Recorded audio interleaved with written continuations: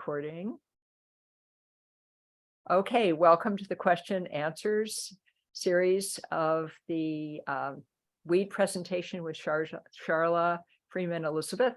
And let's start with some of the questions. We can look at the chat. It looks like we have had 27 chats, which is wonderful. Thank you so much for all these wonderful, Charla, you might want to look at all of these little comments. So you can raise your hand in the reactions or you can write your question in the chat. So let's just look and see. Okay, here's one. This may not be the first one, but we'll start with this. It's actually, I'm interested to know, this is from Wendy Carr, to know whether issues with climate change are impacting your approach or perspective on capturing nature in your work. So let's start with that one, and then we'll find the rest of them. That's a good question. Thanks, Wendy. You know, it's been a minute since I've painted. I've really been focusing on sculpture. I was thinking back about the challenges that I have faced, weather challenges that I have faced while painting outdoors. And I mean, I've encountered some difficult situations, wind situations, heat situations, cold situations. But I haven't really thought about it directly with my artwork because, as I said, I've just been painting. But it is something that that is definitely I'm affected by just day to day. You know, we've had so much rain here in California. It's just been unbelievable. And so it's definitely a topic to incorporate into my work going forward. Thank you. Let's see. Okay, we have a hand up. I didn't see any other questions in the chats. And so if there are some, could you please copy them in again? So Edith, would you like to? Hi, my name is Adisa. Adisa, sorry. Yeah, no worries, darling. Oh, thank you for this beautiful event. Oh, Charla, your artwork is absolutely gorgeous. What a lovely introduction to your artwork. I was wondering, looking at some of those beautiful paintings of rocks and nature that you do, how do you part with your artwork after you make it? Because clearly each one is one of a kind, and each one is just incredibly unique and has all this personality. So as an artist, sometimes we create things and we want to share them in the world, but how do you, because they're so unique. That's my question. Like, how do you find it to part with these works after you invest so much time and energy in the way that they're so connected to the land? Thank you, Adisa. It's been a journey. It's been a journey. When I was younger, it was much more difficult, and it was definitely something to get over. And one of the ways that I adjusted, or I responded to that dilemma, was to make prints. So I started up making prints. And when I went to Italy, that's what I was focusing on, printmaking. And there was that component. And then what happened was that two things happened. I became more focused on two bigger ideas. One was the process, like the process became more important than the product. And so that allowed, it was like once it was done, it was like it was done, like for me, and then I could give it to somebody else, the product, but going through the process was what was most meaningful and satisfying for me, not holding on to it. And people will tell you that I get people saying, don't throw your work away. Karen, my sister, told me just today, don't throw your work away. So I've really gotten over that. And the other thing is just being motivated by a bigger concept, a bigger idea of having other people have this work, this natural energy in their homes and around them. That's very inspiring to me. So I'm happy to have people have my work so they can enjoy what I enjoy from nature. Great. Well, we have a couple more questions. I might read both of them and also a comment that came in. So the comment is from your colleagues at Charla. I and several of your other classmates from the National Cathedral School are present. You are one of the first art students from our school. It's so exciting to see your beautiful artwork, your creative process, and how much you've contributed to the community. So that certainly honors you. So the other questions are, can you tell us more about the project Mother? And also, what prompted you to move from fruitage to sculpture? You talked about that a little, but maybe a little more. So tell us more about the Mother project, maybe how you came about. Okay, I'm going to make a note because I Mother and then how I moved from fruitage to sculpture. Okay, two good questions. So the Mother piece, it's still percolating. So I'm just kind of sharing with you, what's happened so far. And one of the things, in doing this work and thinking about women is I'm always researching words. I'm interested in words and points of view around women. And I was struck by the word uterus a long time ago. And I was wondering, Hannah, you'll remember this. I was wondering why uterus had a male conjugation, uterus, uteri. Like how is that even possible? I thought it should be utera, uteri, AE. And I'm going to share it because I almost prepared for this. Actually, I was hoping somebody asked this question. Can I share my screen? Am I available to share my screen? Yes. Okay. So I did a series of rubbings at my friend's. How do I get rid of this thing? Okay. My friend who's here today. It's called the Utera series. The Utera at the top. And I found this rock that had this kind of uterine form. And I did these 5 rubbings, each about a phase in my life as a woman. So the first one, bigga it was a response to when my daughter was 4 or 5, she came home from school one day and she was like, I don't have a penis like that. And I was like, no, but you have bigga. And so this became this kind of lips so strong they could reach down and pick up a rock, was what, So when I did this rubbing, I was like, oh my God, is that bigga coming out? Because rubbing is like photography, like developing photographs. So you don't know exactly what's coming up, but that's kind of what showed up.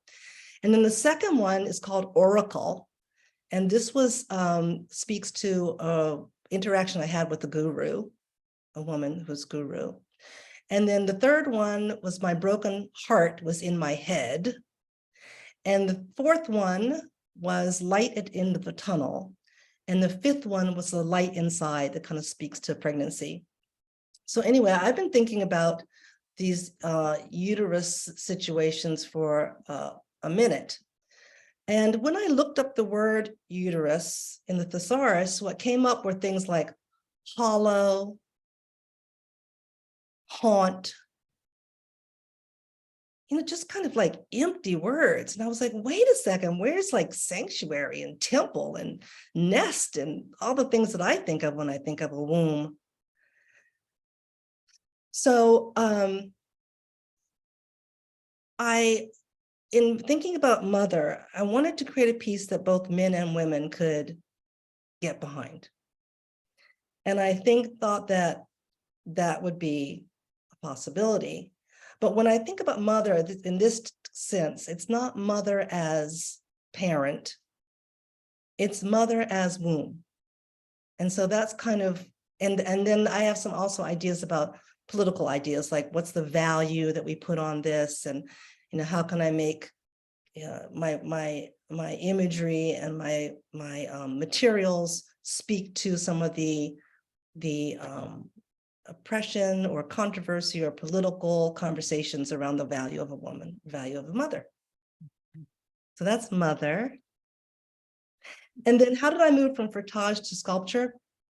Well, I always wanted to do form, but I never kind of, making art has been a journey for me. It has been a process of trying to find my voice. And I don't know if any of you are familiar with landmark education, but I took a class, it's the self-expression and leadership class. And what you do in that class is you change people's listening of you. So people had a listening of me as a painter, and I wanted to change their listening of me to a sculptor. So I created these sculptures, and then I had a community event where people were actually helping me make the sculptures, and then I gave it to somebody else to make it come to life. If it was handed over to a gallery, I handed over to, and then in that way, you change people's listening of you. And so that's what happened. And that's how I made the leap from frottage to sculpture. It was very intentional. Yeah. Well, do we have any other comments or questions that I've missed? Anybody? There are two screens, so it's. Okay. I see. Is that your daughter there? That is my daughter. Hello. That's not young. It's Jordan. Hello. Kathleen, did you have a question? I do. I had to find the mute button. I just wanted to thank you, Charla. It's very, let me see what I can say. There's so many things that you've done that is very inspiring, and working with art, and also changing how people are listening to you, and working with children, and working with nature, and now working with the mother. And then also doing collaborations, bringing people together. And I love that. That's a lot of what I do. And I just, I could listen to you for hours and days, and just, look at your work. And it's very, very interesting how different things come out when you're, you're just rubbing, right? It's just, wow. Yeah. Thank you so much. I really do appreciate. You're welcome. And you remind me to invite all of you to do rubbings. Yeah. Yeah. You're rubbing. Things show up. Yeah, I was already thinking I'm going to do, I had done a few of them a long time ago, on trees, I think, but I never really put my whole heart into it. And I was thinking, that would be kind of a really great kind of week project, just kind of go around and traveling, though, like you have been doing, and bringing the messages from different parts of the world. That seems really important too, to do with climate change and other factors. Yeah. I think Adisa, do you have another question? I do.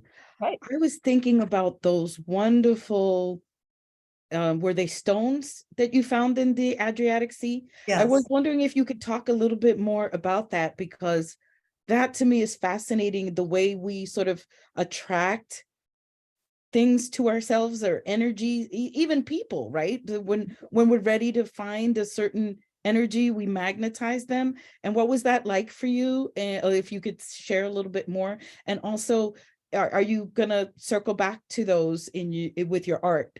And I noticed maybe some similarities with some of your sculptures to those stones as well. Is that possible? Yeah, it's totally possible. I think that, there's certain colors that, that are in me, certain forms that are in me, or that come out of me. And it was pretty miraculous, when I found them. It was like, like divine or sacred, or, like it just was affirming, because as I said, as a young artist, I didn't have, there's no test you can take to say, okay, you got your, you're done, you're an artist, you're, not like a doctor or a lawyer or anything like that. So you're always kind of sort of, testing the strength of your step, the footing under your, under your foot. And that finding those was like solid ground, finding some solid ground. It was beautiful. And I still have them. Of course, I still have them. Yeah. Thank you. I have one question, and we just have a few more minutes. So if anybody has questions, put their hands up. I just wondered if you could talk a few moments about how your teaching and working with students fits in with your thoughts as being an artist working with nature and femininity. And does that feed each other, or how does it? Huh. I mean, it must. I mean, it's part of it. I introduce myself to my students in that way, that I'm this kind of work I do. I'm pretty much a feminist. I changed my last name to honor my mother, and to have a last name that's a woman's name, which is something you don't find. And I find it valuable to have that. But in terms of, I mean, I'm trying to think if I have any assignments that are directly related to nature. Something to think about. I'm sure it's coming through, but it's just maybe not as intentional as it could be. Yeah. Well, they're foundation classes, so that is an introduction, and you need to. Yeah, there are certain things I have to hit, marks I have to hit. Right. Okay, so we have, I think this will be our last question, just came out from Andrea. Do you find you modify your approach between teaching males and females? Well, not at the, well, that's not true. I was going to say not outside of like the incarcerated. Do I modify it? Well, there's certain things that that I found that the boys are less likely to respond to, like they don't necessarily like pink. Especially when they're in that tween age, it's like, I'm not doing pink. The girls seem more flexible and open. Do I modify between males? So yes, I would say yes, I have, absolutely. The boys are less likely to engage in any like sewing or knitting. They don't want to do that. What can I say? They don't want to do it. And so I find more things that are like more building related and less sewing related, which I don't know, feels a little bit the same to me. So yes, Muffy, I have. Thank you. So maybe why don't you put the email that you'd like to have people send in the chat, the email that you'd like to have people send pictures of their mothers. Okay. That Go back to this. just so we have that in the chat. I didn't catch it when you said it. I mean, you said it's on your weed directory page. So that's another way to do it, is to go through weedartist.org. But Yeah. all right, there we go. Charla.freeman.elizabeth@gmail. Or contact me, and there's the link to the weed page. Okay, well, I think we're going to close up now, and thank you again. That was just wonderful. Thank you, everybody. I so much Thank you for appreciate coming. being here with me tonight. Really great to see you all. You open up your screens and give her a round of applause. Thank you so much. Very inspiring. Yes, very. Okay, good. Yay, thank you. Thank you. We really enjoyed We it. loved it. Thanks, Charla. Thanks, Charlotte. Thank you. Thank you for inviting me. This was a gift. Thank you. We'll be emailing you soon. Looking forward.